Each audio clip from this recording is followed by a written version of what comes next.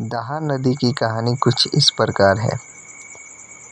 दाहा नदी लुप्त होने की कगार पर है।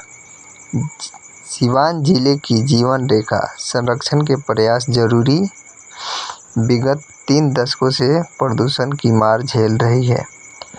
वानेश्वरी यानी दाहा नदी की कहानी भी देश की बहुत सी छोटी नदियों की तरह है, जो कभी अपनी अविरल प्रवाह से मुख्य नदियों को सहायता देते हुए प्राकृतिक तंत्र को बनाए रखती थी। आज यह नदियाँ या तो समाप्त हो चुकी है या फिर लुप्तप्राय होकर अपने अंतिम दिन गिन रही है। दाहा नदी की कहानी भी कुछ इस प्रकार है।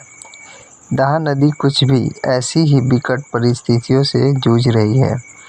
बिहार के सिवान जिले की जीवन रेखा मानी जाने वाली यह नदी आज किसी नाले के समान दिखाई देती है, जिसमें ना तो प्रवाह बचा है और ना ही जलीय जीवन।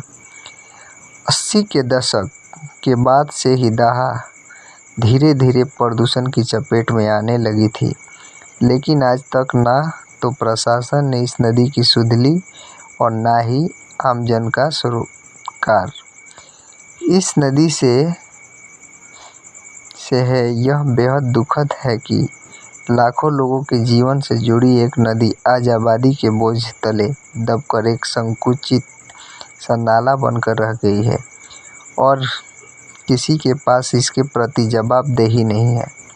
यहाँ तक सिवान जिले के बाढ़ नियंत्रण विभाग को सूचित में भी इस नदी का आता पता नहीं है। आइए जानते हैं इस नदी का इतिहास, भूगोल, पौराणिक मान्यताएं और समस्याएं, ताकि दाहा नदी के जीवन के साथ जुड़कर इसके बचाव के लिए लोगों को जागरूक किया जा सके। त्रेता युग से जुड़ी है दाहा नदी। इस नदी से जुड़ी धार्मिक मान्यताओं में सर्वप्रमुख है कि जनकपुरी से अयोध्या लौटने के क्रम में माता सीता को प्यास लगने पर लक्ष्मण ने अपने बाण से धरती में छेद किया था, जिससे वहां एक जलधारा प्रकट हुई थी। इसी कारण इसे अपने उद्गम स्थल पर वाणगंगा अथवा वानेश्वरी भी कहा जाता है। आज भी इसके किनारे पर अमावस्या पूर्णिमा तिथि श्रद्धालु पूजन के लिए आते हैं। साथ ही वर्ष में 2 बार छठ पूजा होने वाली अवसर पर लोग दाहा के किनारे बने घाटों पर ही पूजन करते हैं और आचमन के लिए नाला बन चुकी दाहा के जल को